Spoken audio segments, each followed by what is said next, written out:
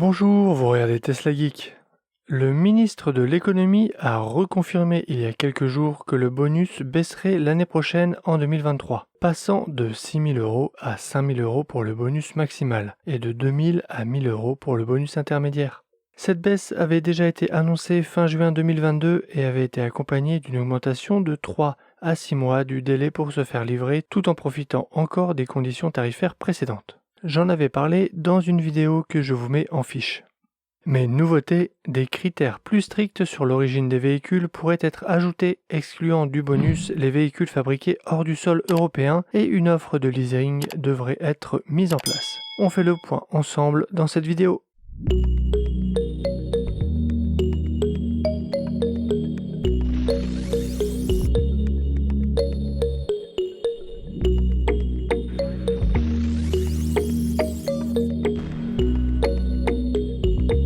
Lundi 26 septembre, le gouvernement d'Emmanuel Macron a présenté le projet de loi de finances pour 2023. Dans ce projet, plusieurs parties concernent le milieu de l'automobile. La tendance vers l'électrification du parc automobile se confirme et c'est une bonne nouvelle. Petit tour d'horizon des différentes mesures attendues pour l'année prochaine. L'écologie est au centre du nouveau projet de loi finances 2023 présenté par le gouvernement. Le dossier de presse précise que lutter contre le réchauffement climatique est primordial dans tous nos secteurs d'activité. Le milieu de l'automobile est évidemment concerné. Une somme globale de 9,7 milliards d'euros sera alors allouée à la mobilité. Nous souhaitons accentuer notre soutien au verdissement des transports du quotidien, notamment à travers un investissement croissant dans la régénération du réseau ferroviaire et la poursuite du bonus écologique pour les voitures. 2 aides déjà en place seront maintenues en 2023. C'est le cas du bonus écologique et de la prime à la conversion. Attention cependant, les conditions de ces dispositifs ne sont pas encore tout à fait connues. En effet, le ministre de l'économie, Bruno Le Maire, a annoncé que le montant du bonus maximum serait ramené à 5 000 € l'année prochaine, un rabotage de 1 000 € qui devait initialement débuter l'été dernier, en juillet 2022, et qui a été repoussé. Là-dessus donc, pas de nouveauté, on le savait déjà. Ce n'est pas tout. Pour la première fois, le bonus écologique pourrait être réservé aux modèles produits sur le sol européen. Une piste envisagée par le gouvernement quelques mois après que les États-Unis ont pris la même décision pour promouvoir leur industrie locale.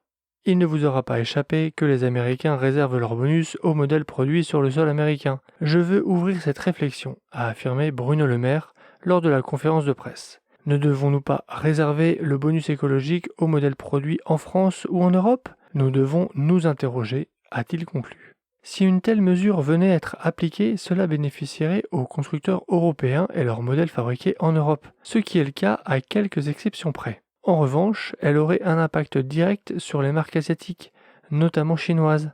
Sur Tesla, qui jusqu'à maintenant fabrique toutes ses modèles 3 et modèles Y pour l'Europe en Chine, sauf quelques modèles Y Performance et modèles Long Range qui sont fabriqués en Europe à l'usine de Berlin, mais dont le prix de vente supérieur à 60 000 € les prive du bonus. Ou encore sur Dacia, dont la petite Spring 100% électrique est également construite sur le sol chinois. Là où une telle mesure peut faire mal, c'est sur le segment des voitures électriques dites abordables, autour des 25-30 000 €, car celles-ci sont éligibles au bonus maximal qui sera de 5 000 en 2023. C'est justement un segment que visent beaucoup de marques dont les véhicules sont fabriqués en Chine.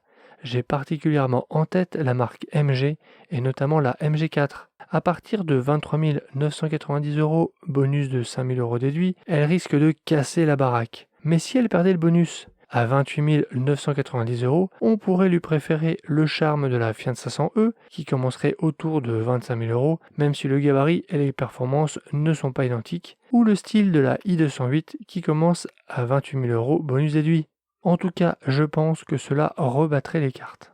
Quant à Tesla, si cette mesure venait à être mise en place, le constructeur aurait tout intérêt à modifier sa stratégie de production en confiant à la Gigafactory de Berlin la construction des versions dont le tarif est inférieur à 60 000 €, la Model 3 Propulsion et le Model Y Propulsion en tête de liste. Deux choses coincent pour un tel scénario. Berlin ne produit pour le moment que des modèles Y LR et Perf, et pas de Model 3. On ne prend pas trop de risques à avancer qu'en 2023, des modèles Y Propulsion sortiront des chaînes de Berlin. Autre point, il n'est pas sûr que Tesla se donne la peine de modifier sa stratégie de fabrication juste pour satisfaire un seul pays en Europe, même si j'imagine que la France est un marché important en volume pour Tesla. Et gardons en tête qu'au tarif actuel des versions propulsion, celles-ci ne sont éligibles qu'au bonus intermédiaire, actuellement en 2022 de 2000 €, mais qui passera à 1000 € en 2023. Autant dire que cette aide est de moins en moins décisive sur une décision d'achat. Donc, que décidera de faire Tesla? On verra bien. Ce n'est pas tout, ce bonus sera complété par un tout nouveau dispositif de leasing. Il devrait permettre aux ménages ayant des revenus plus modestes de pouvoir utiliser une voiture électrique. Une nouveauté qui laisse imaginer la mise en application de la promesse de campagne d'Emmanuel Macron concernant la voiture électrique à 100 € par mois. Mais je n'ai pour l'heure pas d'autres infos à ce sujet.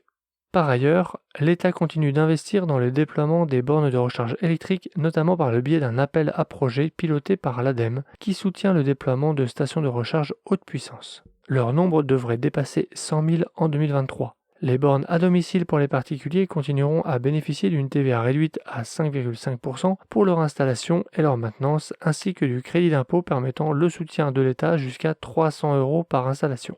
Voilà de bonnes nouvelles pour l'électromobilité. Autre secteur qui se verra offrir un développement en 2023, les ZFE. Premier changement, le nom.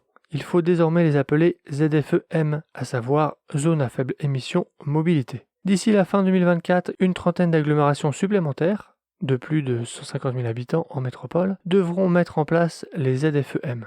Enfin, si de nombreux Français sont privés de circuler en voiture dans de nombreux centres-villes, ils pourront y aller à vélo. Le plan vélo et mobilité active, qui a permis depuis 4 ans de développer la place du vélo, sera prochainement renforcé pour accélérer la transition vers des transports décarbonés. Il a dès à présent été décidé la reconduction du fonds mobilité active qui sera doté de 250 millions € en 2023, ainsi que de la hausse des aides à l'achat de vélos mise en place à l'été 2022. De quoi peut-être décongestionner les centres-villes tout en prenant soin de sa santé, avec un petit effort physique.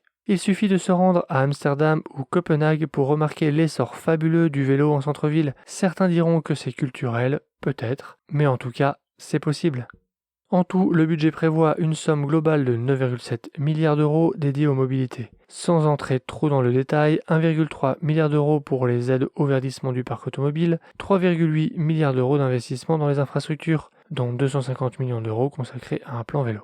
Voilà pour ce qu'il y avait à savoir sur ces annonces et pistes de réflexion du gouvernement. Rien n'est encore acté, me semble-t-il, concernant la restriction du bonus aux véhicules fabriqués en Europe. C'est clairement dans l'air du temps, mais ça pourrait tendre les relations commerciales entre la France et la Chine par exemple. Le jeu en vaut-il vraiment la chandelle? On le saura avant la fin de l'année. Tesla, de son côté, s'apprête à livrer un gros lot de véhicules sur cette fin de trimestre. Au Delivery Center de Séclin, près de Lille, ce sont 350 Tesla qui vont être livrés sur les 3 derniers jours de septembre. Ça fait quand même beaucoup. J'espère que ça ne sera pas au détriment de la qualité, mais je pense que leur partenaire, Net & Co, est taillé pour encaisser ce type de volume. Si vous cherchez des accessoires pour équiper votre Tesla fraîchement livré, pensez à faire un tour sur mon site teslageek.fr. Je le complète de temps en temps. Si cette vidéo vous a plu, pensez à vous abonner pour ne pas rater les prochaines. Suivez-moi sur Instagram et je vous dis à bientôt pour une prochaine vidéo.